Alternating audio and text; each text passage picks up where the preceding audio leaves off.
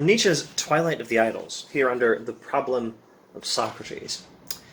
Judgments, value judgments about life, for or against, can in the final analysis never be true. They have value only as symptoms. They can be considered only as symptoms. In themselves, such judgments are stupidities. One absolutely must reach out and try to grasp this astounding finesse that the value of life cannot be assessed. Not by the living, since they are parties to the dispute, and in fact, they are the objects of contention, and not the judges, and not by the dead, for another reason. So, Nietzsche is talking about how the assessment of the value of life as being worthless is not an objective assessment. And he talks about how the value of life cannot be objectively assessed at all.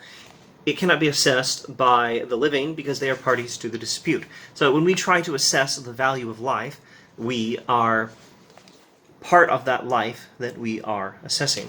If we try to make some judgment about the value of life, we are not neutral. We cannot make an objective judgment. Value judgments about life, for or against, can never be true. They have value only as symptoms. So what does that mean? Well, they are symptoms of life. A value judgment about life is made by the living. It is something the living do. It is an expression of the life of the living. Now, the fact that they can never be objective, because we have no way of making an objective assessment about life. We are the living. We are trying to look in on ourselves, and you can't look in on yourself from outside of yourself. We don't have that kind of perspective. We don't have the God's eye perspective for looking down on life from outside of life, so we can't render an objective value judgment about life.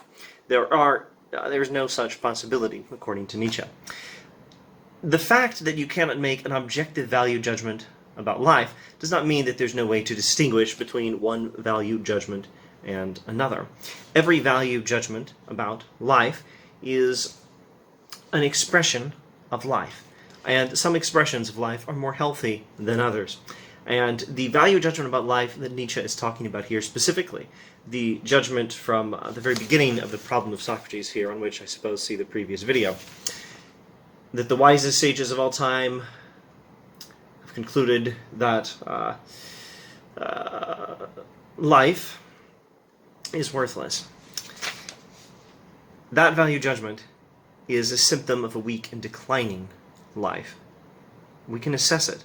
We can't assess it as objectively true or objectively false. There's no access to such a perspective on life. But that does not mean that the value of life cannot be assessed. It just cannot be assessed objectively. It can be assessed as an expression of life. And you can render a judgment about the value of life. Some judgments about the value of life are not healthy expressions of life, such as the value judgment Nietzsche is critiquing in this book.